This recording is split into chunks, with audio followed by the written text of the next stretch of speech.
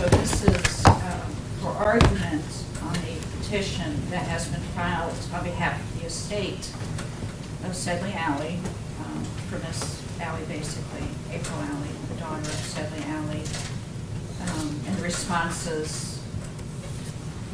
that petition following that has proceeded. So I've asked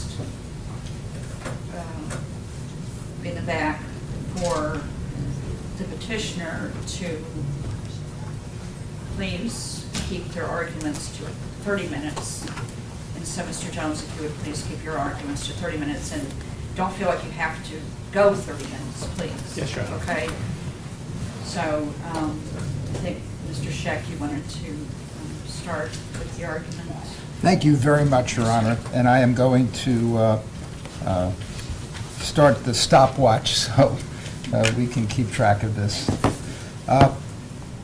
Your Honor, first let me say that I'm joined here at council table by Vanessa Potkin, who is the chief of our post-conviction litigation at the Innocence Project, Stephen Ross Johnson, our lead counsel from Tennessee, Josie Holland, who I'm sure you know, and we also have, as I indicated to the judge and Mr. Jones knows, pending pro hoc admission, but they have sought that status, Paul Clement, George Hicks, and Megan Wald of the Kirkland Ellis firm, who I think are very prominent constitutional litigators, and were primarily responsible for writing that section of the reply, as I'll explain.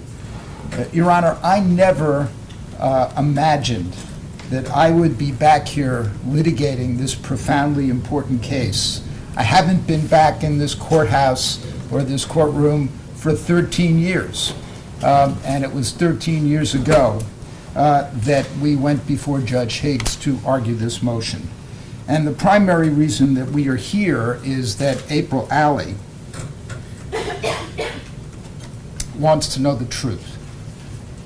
She has the courage to seek the truth here. And DNA testing can, as it has in hundreds of post-conviction cases since we founded the Innocence Project 28 years ago, provide that truth. 13 years ago, we came before Judge Higgs arguing that April's father, Sedley Alley, was entitled to DNA testing under the Act. And very specifically, as recanted in the papers, and we have photos, right, that we had an expert come and take a look at the evidence, and we were able to determine that there were men's red underwear found right next to the body, that the prosecution made good arguments belonged to the assailant. And we can tell you, and our affidavits from Dr. Keel and others have said, that that's a very good item of evidence to do DNA testing on. I'm sure you've seen it yourself. You make cuttings from the usual wearer of who wore that underwear. There were also stains on the marine T-shirt that Suzanne Collins was wearing in her brassiere that looked to be potentially stains from saliva, and there was damage to her breasts. And it was hypothesized at the trial that the perpetrator had bitten her or attempted to bite her during the course of this horrible assault.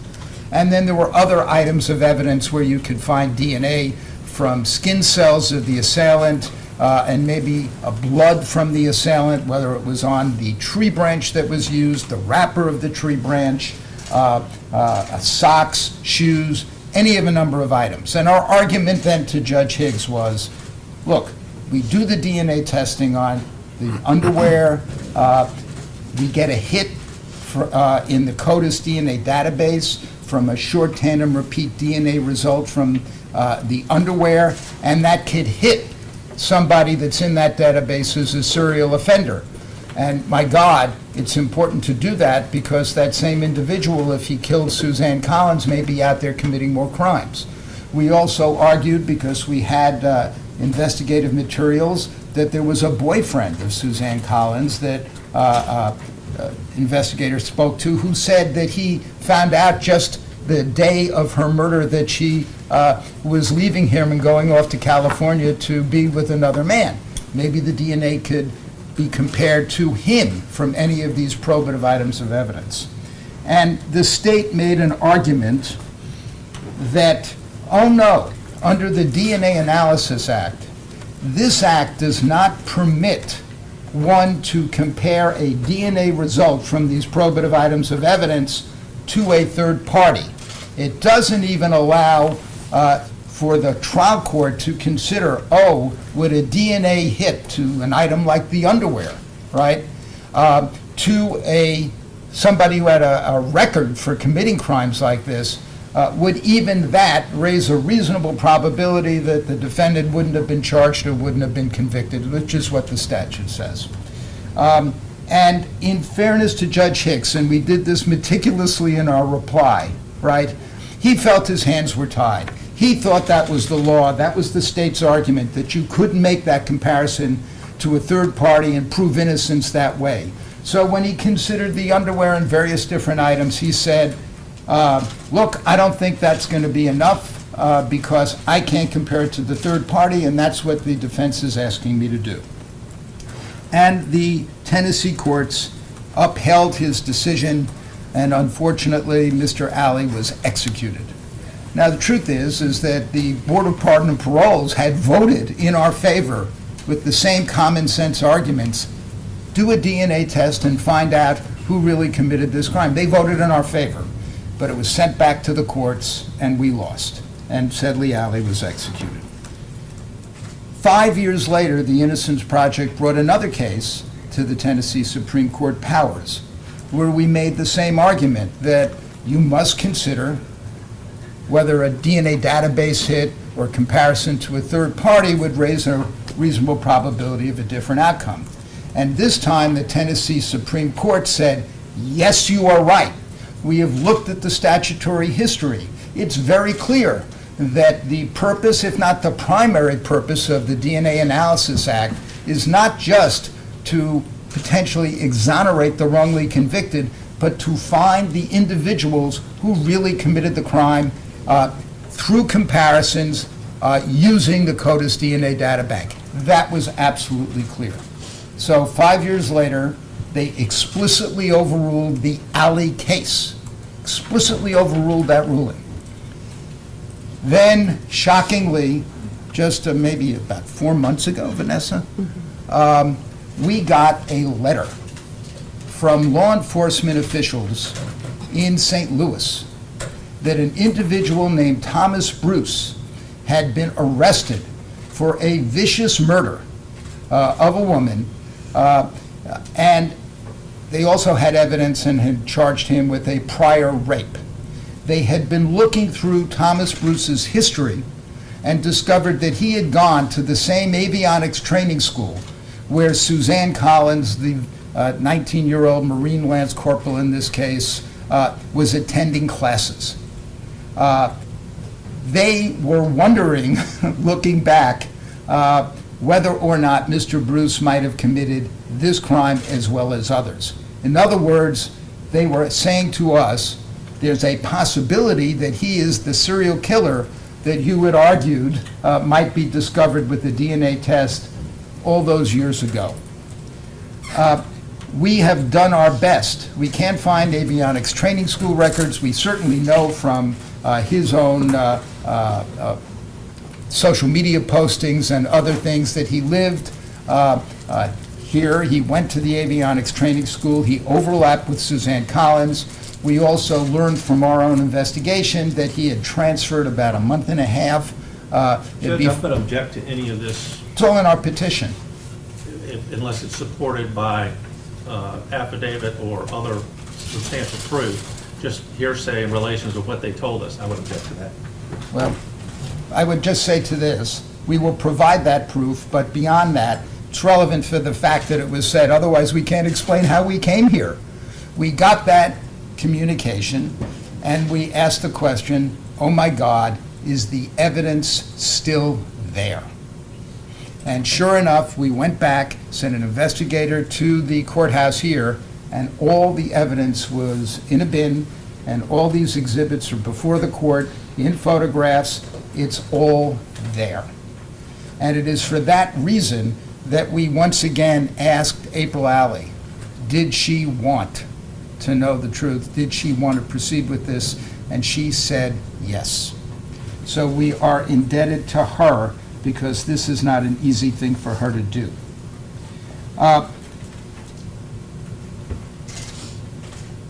It's interesting, and I asked my learned adversary here to explain to the court, because they say it at page 15 of their response, that the Powers case doesn't matter. That even if there was a hit from the underwear that matched the potential saliva stains on the T-shirt and the brassiere, they all matched each other, and they matched, let's say, Thomas Bruce, or they matched the boyfriend, or they matched some other individual in the database, that would not get Mr. Alley a test. I don't believe that's the case. When you carefully examine Judge Higgs' opinion itself, it's pretty clear he would have given it to testing if he thought his hands were not tied. And I really wanted to include that in the papers here to be fair to Judge Higgs.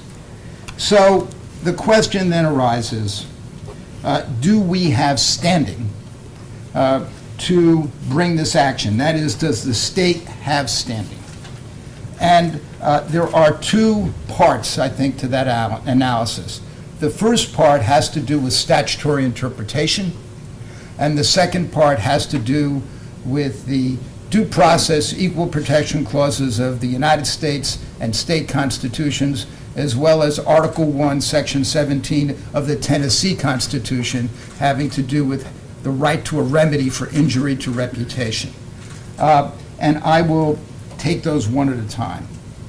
The first issue is, how do Tennessee courts deal with a statute, a post-conviction statute, that might be covered by civil rules of procedure or criminal rules of procedure? And what's very, very impressive, frankly, as an outsider looking at all the Tennessee case law, it's very clear, and the Watson case lays out the standard, that what Tennessee courts have done, long-standing line of cases, is they look at the post-conviction remedy. They ask, what was the purpose of this post-conviction statute? What was the purpose of the remedy? And which of the rules, whether it's the civil rules of procedure or the criminal rules of procedure, is most appropriate to effectuate that remedy? And not only is that the methodology used, the analysis in Tennessee courts, but it also accords with ABA standards that's cited in the Watkins case. And when one applies that analysis to this matter, the outcome is very, very clear. The purpose of the DNA analysis statute was, of course, to exonerate potentially the wrongly convicted with the DNA test, but the Powers Court made clear that it was a law enforcement purpose that led to the passage of this statute. It wasn't just exonerating people, it was identifying potentially the assailant, a serial offender, before that individual went out and committed other crimes. So if you do a simple thought experiment, if you take the state's position in this matter, let's just hypothesize that an individual makes an application under this act, and all of a sudden, they meet all the statutory standards, that the test results would raise a reasonable probability they wouldn't have been arrested, they wouldn't have been convicted, and then all of a sudden, before the testing goes forward or the adjudication is complete, the individual dies. Well, it would be the state's position, well, that abates the whole action. You wouldn't go forward in seeking the DNA testing to find out whether that individual was innocent or guilty, or whether there was somebody else out there who really committed the crime. Well, that makes no sense in terms of the underlying statutory purposes. That's why the civil rules of procedure ought to be applied to this case, because that's what the Tennessee courts ask. Which of the two rules, criminal or civil, should apply? You take the one that's most appropriate, that does justice. That's what Watkins and the whole line of cases show. And if you do that here, it's clear the civil rules apply. And it's also clear that the state has acknowledged in its pleadings that if the rules of civil procedure apply, then there's a right of survivability, then the estate has standing to bring this action, and all the other objections, frankly, that they raised, which are technical in nature, really just disappear. They've conceded that. Their position is, oh no, the rules of criminal procedure apply, and I don't think under the Watkins test and the whole method of statutory interpretation, that makes a lot of sense. Just in passing, for example, and this, what's great about a lot of this Tennessee case law is it's clear that judges are always trying to do the right thing in the interests of justice, and the rules are designed that way. For example, the state argues, there's a res judicata or a collateral estoppel or a law of the case ban. And it's very clear when you look at the Brown case that we cited in our pleasings recently out of the Tennessee Supreme Court, when there's a change of law, right? You go look and see, does that make a difference? When there's a different legal context, the restatement of judgments adopted in the Brown case says a new determination is warranted in order to take account of the intervening change in legal context or otherwise avoid an inequitable administration of the law. So the courts will always have a way in this state, under the case law, to find the common sense, just solution. And that's so clear what that is here. We deserve to know the truth. April deserves to know the truth, and we need to know who did this.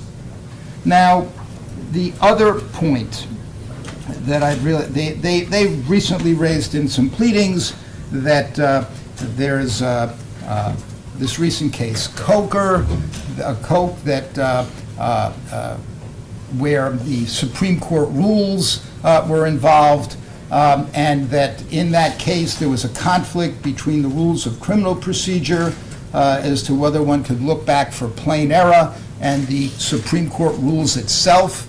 And the Supreme Court said, well, our rules that we've cited in conflict with the criminal procedure rules implicitly overrule it. Well, okay. The DNA Identification Act was passed in 2001. That's 6 years after those Supreme Court rules were adopted. The Coke case has no real application here. Indeed, what the rule actually says, 3B, says neither the rules of criminal procedure or civil procedure will apply except as specifically authorized by these rules. Well, what that means is the rules are specific. Like in Coke, if there's a specific conflict, you go by the rules. But when you're dealing with something like the DNA Analysis Act, which wasn't even covered by the Supreme Court rules, you have to go back to looking at what's the purpose of the statute, which of the rules, civil or criminal, is most appropriate to effectuate the remedy. That analysis that the Watkins case lays out has not been overruled and plainly is what would apply in this case. And if you apply it, there is only one answer, that we deserve the testing. But beyond that, there are constitutional issues, profoundly important constitutional issues, which underlie this application. Because, of course, as actually happened in the Watkins case and in other instances, when you're construing a statute, you're doing a statutory interpretation, if one interpretation of it would violate the U.S. or state constitution, then you try to avoid that constitutional conflict. And so another way of putting it very succinctly is that there's no question that if you interpret the DNA Analysis Act not by the civil rules as we asked, but in a way that would prevent the estate from bringing this action, you're going to violate the due process clause of the state and federal constitutions, as well as this Article 1, Section 17 of the state constitution. To avoid that, right, one should not rule against us in this case. You should just do the common sense, equitable thing, as Watkins says, and interpret the statute to allow this testing. But you could even make it a narrow ruling just based on the constitutional compulsion. And let me explain what those are. First, there's a due process consideration under both the United States and state constitution. And the due process arguments are pretty clear. They're really bounded by one thing, and that is, let's face it, Sedley Alley was executed, and the Tennessee Supreme Court has told us that the rule that denied us testing 13 years ago in this courtroom was wrong. It was wrong. It was an incorrect interpretation of the act. And if he were alive today, he would get testing. That is clear. Even going back and looking at Judge Higgs's decision, common sense tells you that. So now what the state is saying, oh, well, you know, even if he were alive today and he could get testing, he's dead now. He's been executed. Because he's executed, we oppose the estate from bringing the claim that he would have won, at least gotten the right to testing, 13 years ago. Now, that is fundamentally unfair. Fundamentally unfair and a due process violation. We litigated a case in the United States Supreme Court, Osborne versus Alaska. And when you look at that decision, what the Supreme Court said is, okay, there may not be an explicit right to DNA testing in the United States Constitution, but once the state passes a statute that allows you access to DNA testing, you have a due process interest in getting a fair shot at getting that DNA test. Both a liberty and a property interest, what's called a state-created liberty and property interest. And what here, the state goes, well, it can't be a liberty interest because he's already dead, so maybe it's just a property interest, and they say that's attenuated. I'll address that in a second. But I think they're wrong even about the liberty interest, because the fact is that a liberty interest that he had 13 years ago in getting the test begets other rights. And what the Supreme Court said, due process asks in this situation, do the state's procedures offend some principle of justice so rooted in the traditions and conscience of our people as to be ranked as fundamental? Does it transgress a principle of fundamental fairness? And it is clear that if we don't get a DNA test in this case, it's wrong. It is fundamentally unfair. He was entitled to that test. The Tennessee Supreme Court has said that, and now we come back and just try to find the truth. That is fundamentally unfair, if anything is. As far as a property interest is concerned, a state-created property interest, there is an elaborate statutory mechanism here where the governor can make a finding based on new evidence of innocence, even in old cases where the governor didn't grant a pardon, and can adjudicate and say, you get an exoneration. And then there's a whole series of provisions that talk about how the estate can collect money under that. It's a very clear set of positions. It's not just a discretionary call by the governor. You have to have new evidence of innocence to prove that somebody should be exonerated, didn't commit the crime. And plainly, this whole set of procedures, starting with DNA testing, enables that. So it is not attenuated property interest. There should be no dispute that Tennessee law makes that compensation available. No dispute that DNA testing can produce an exoneration, and the link between testing and exoneration is clear. Now, equal protection. We've raised an equal protection claim. And in answer, the state says, oh, well, we're not treating this estate differently than any other estate, so there's no equal protection problem. That's not the issue, and that's not our argument. Our claim is that Sedley Alley is being treated differently than any other post-conviction petitioner, past, present, and future, because he is the only person that was ever seeking testing, unfairly and incorrectly denied it, as the Tennessee Supreme Court explicitly did in the Powers case, right? He's the only person ever or hopefully ever will be, in that position. So the equal protection problem is Sedley Alley's efforts, his estate, versus all other post-conviction petitioners in present and in the future. Only he is in a class of one, and that is a due process problem. And then finally, Article 1, Section 17 of the Tennessee Constitution is a fascinating one because it says that an individual has a right to get a hearing process of law when there's an injury to that individual's reputation. The law and justice demand it. And there must be a remedy. And in this case, plainly, if he did not commit this horrible crime, right, the reputation of Sedley Alley, as his estate comes forward, should be vindicated, and that is an explicit Tennessee constitutional claim. So here, we think the easy answer is to just say what the statutory purpose is, but certainly, even if you were to make a narrow decision saying, well, whatever the ultimate statutory purpose is for other estates, for other people, at the very least, Sedley Alley, under due process, equal protection, and Tennessee constitutional grounds, deserves this test. So I think that is the key legal points in the argument. I don't know if the court wants me to go into all the factual disputes about why this is why we have serious concerns about the alleged confession in this case. Mr. Alley did give a confession. He told his lawyers, he maintained throughout the trial, that he had no memory or recollection of ever committing the crime.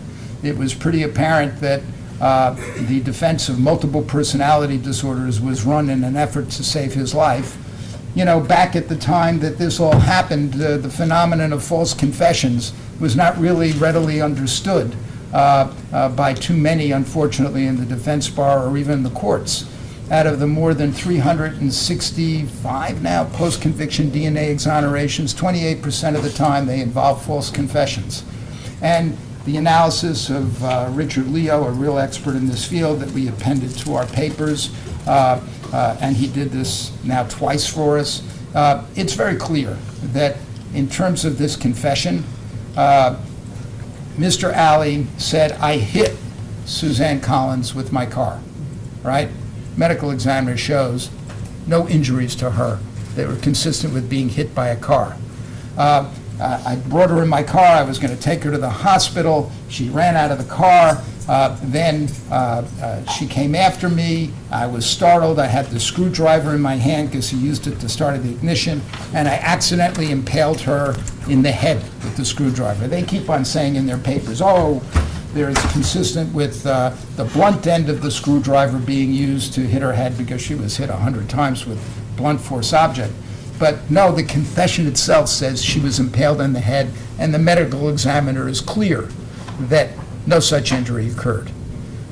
When you look at the tire tracks at the scene of the crime, right? Not his. You look at the footprints, not his. When you look at no fingerprints in the car, it's a little annoying, but they keep on saying that as far as the blood on the front of the car is concerned, the testimony at trial is clear that on the grill and the medallions, it was not human blood. There was on one headlight, right, some blood type A, which is not from Suzanne Collins. Both Suzanne Collins and Sedley Alley were blood type O, which arguably was somebody changing the headlight after the car hit probably a bird or some other animal. Everything they're saying there is totally problematic. This has all the earmarks of a false confession, but we need not debate it because DNA can provide us an answer by testing all these probative items of evidence, all of them. And just one or two that hit somebody that had a motive, an opportunity, or a record for committing those crimes would be seismic.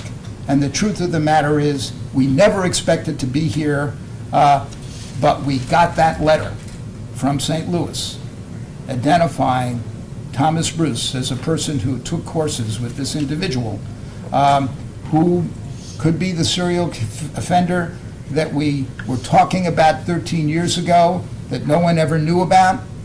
Could be him, might be somebody else. DNA can tell us the answer. If she has the courage to do this, we should too. Thank you, Mr. Chairman. Sure. The state filed its several responses with the anticipation that would not be oral argument, and so the state was very thorough in that and would rely upon those, and at the risk of excluding emphasis on any of the points made by that, I will address the issue that's at the forefront of this case. When a defendant or if somebody's charged with a crime, the Constitution cloaks them with certain constitutional rights. The right to a trial by jury, the right to a direct appeal. There is no constitutional right after that direct appeal for collateral attack, post-conviction, or DNA testing. There's no right guaranteed by the Constitution that ensures that. If a state doesn't provide that, it doesn't violate the Constitution. Tennessee, however, does afford a defendant rights to do that. They do have a post-conviction act.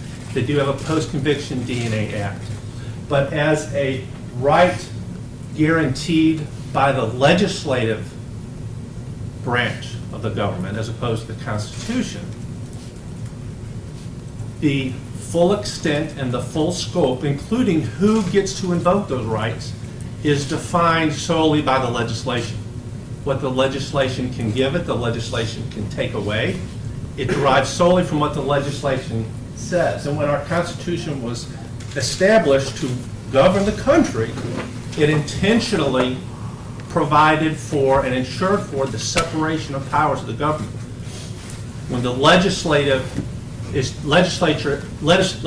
branch is charged with making the laws, and when they make the laws, the executive, including going all the way down to the prosecutor, can't go in and enlarge rights or diminish rights that are guaranteed by the legislative branch. The judicial branch can't establish rights that aren't provided by the legislative branch in that statute. And so what the judicial branch does get to do is interpret the law, to discern what the law is, what it says and what the intent of it was. And the very first rule, and there's lots of rules that govern statutory interpretation that guide a judge in determining and deriving what a legislature says if it's in dispute. And the very first rule is to use the plain and ordinary meaning of the words that the legislature chose when it passed the statute. In this case, regarding the post-conviction DNA and the rights to have post-conviction collateral attack after you've had your direct appeals, the right to do that post-conviction is established by the legislature. And in 403303 it says, notwithstanding any part of this chapter or any of the provisions of law, a person convicted or sentenced may file a petition. And before your honor, under that same statute, can grant the petition for post-conviction DNA testing, your honor has to find a reasonable probability exists that the petitioner would not have been prosecuted. So the language is very clear. It is not required by the Constitution to provide a defendant with a right to post-conviction DNA testing, but the legislature has, and they said it belongs to a person that has been convicted and sentenced. The estate is not that person. None of the evidence that they seek to test is newly discovered. It all existed at the time Mr. Allard was charged with the crime. In this case, he was found guilty by a jury. He was represented by Edward Thompson and Robert Jones and Mark Ward on direct appeal. He had a post-conviction hearing. He was represented by Art Quinn and Timothy Holton, and they actually were successful, got it reversed, and remanded to a different judge to have a second hearing. They had federal habeas litigation represented by Robert Hutton, Paul, I'm sorry if I mispronounced his last name, but Paul Botti, B-O-T-T-E-I, and Henry Martin. In appeals from that, he had federal 1983 litigation represented by Paul Botti. He had post-conviction DNA testing, as Mr. Sheck referenced, twice. Each time appealed to the Court of Appeals, each time the petition was made to the Supreme Court, and each time the Supreme Court denied permission to appeal the rulings of the Court of Appeal, which was reviewing the post-conviction DNA trial court. None of the evidence they're seeking today is newly discovered. They indicate that Powers reversed Sedley Alley. And I submit it didn't specifically reverse it. They cite Powers and cite it with a C signal instead of no signal. But nonetheless, I think when you look at when the Supreme Court decided Powers in 2011, 8 years ago, they granted permission to appeal in that case. They didn't grant permission to appeal in both of Mr. Alley's post-conviction DNA testing petitions. And I submit the reason that the Supreme Court granted permission to appeal in Powers, it didn't grant permission to appeal in Alley, was because in Powers, the identification of a third party and that person's specific identification, after running it through a database and getting a specific hit as to who it was, it would matter in the facts of Powers, where the state insisted that the seminal fluid left in the underwear of the rape victim's underwear wouldn't matter what DNA testing revealed on that, because the victim stated, and the victim had had consensual sexual intercourse right before or prior to, close in time, the crime in question. And the Supreme Court said, no, if it comes back to a specific individual that's not this, that's a serial offender or whatever, the inference is it wouldn't have been the consensual partner, and it would make a difference in Powers.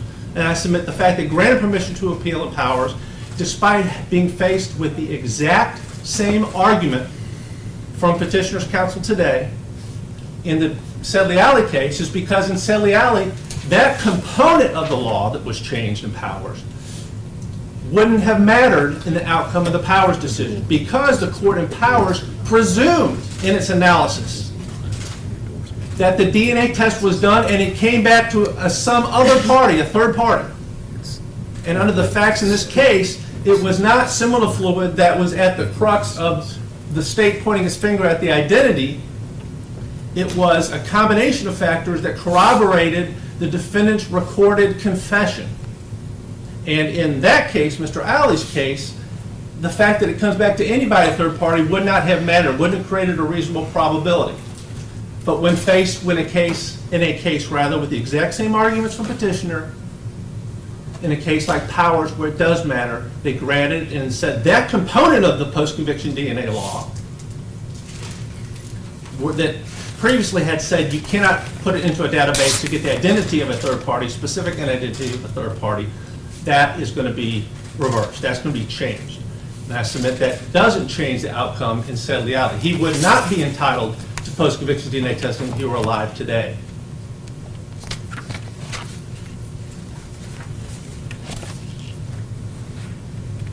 I submit it would be error for the court to find that this petition should be granted. The court has to find that the petitioner, there's a reasonable probability that the petitioner would not have been prosecuted or convicted. And it cannot do it because the petitioner is not the person who was charged with this crime.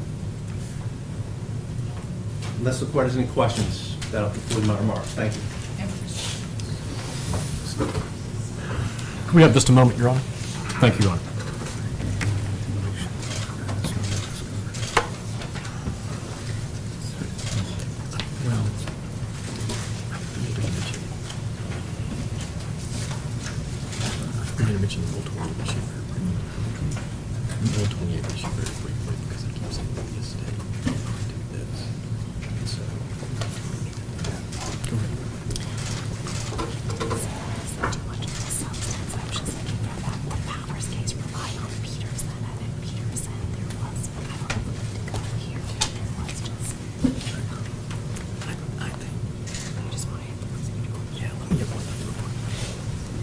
I'll be very brief in response, or in reply. But one issue with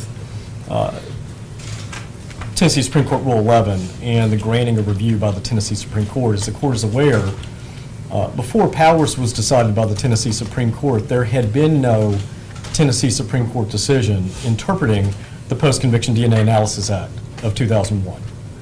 And the Tennessee Supreme Court, its authority is clear that its denial of review in a case is not to be seen as a specific endorsement of the underlying analysis of the lower court. It's a court of discretionary review. It's a policy-setting court. And what the court did, it's evident, is there were several decisions of the lower intermediate appellate court, the Court of Criminal Appeals, interpreting the Post-Conviction DNA Act.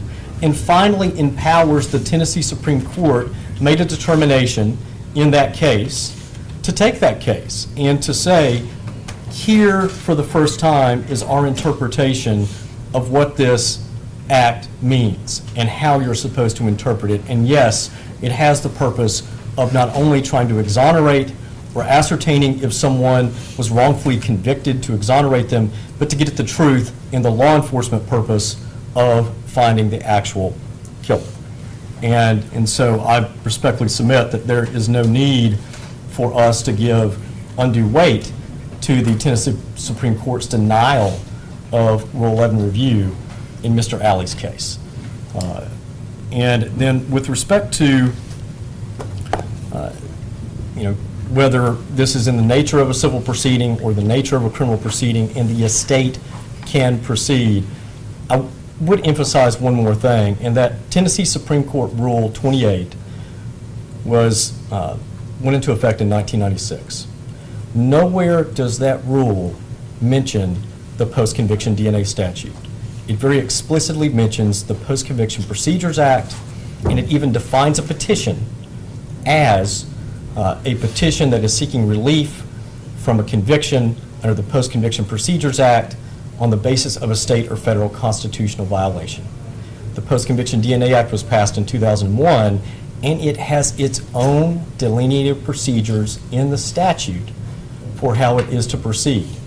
And when the court is in a situation where either it's in the nature of a civil proceeding or a criminal proceeding, and the civil or criminal rules can apply, the court can use its inherent authority to look to other rules of procedure that would be applicable. That's what the Tennessee Supreme Court said in State v. Reed, that criminal courts obviously have that inherent authority. It's what the Intermediate Appellate Court, the Court of Criminal Appeals, has said in State v. Smith, a case from 2008, that dealt with the use of the special master rule civilly for a court to do in-camera review of child abuse records under Pennsylvania v. Ritchie. And the Court of Criminal Appeals said, look, there's no criminal rule for that, but the court then, if there's no specific criminal rule, can look to other procedures. And so for those reasons, procedurally, we respectfully submit to the court that April Alley has the ability, as the executor of her father's estate, to move forward with this claim. And what we're asking the court to do is to allow us to move forward with this claim. Let us have a hearing. Let us make a record that this testing should occur. Thank you, Your Honor. Well, I thought that's what we're doing. Well, yes, but with a hearing to be able to move forward under the statute with an evidentiary hearing in order to establish that the evidence is still in existence, that the evidence can be tested, that there is probative evidence in this particular case. We believe that we have made a facially valid claim in our petition that would warrant us to have an evidentiary hearing, Your Honor. Thank you. Thank you. All right, thank you all very much. I'm going to take this under advisement.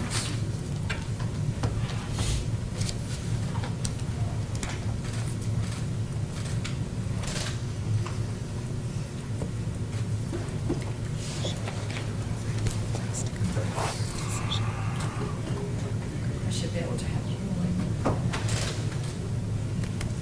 Let's set it for November 18th.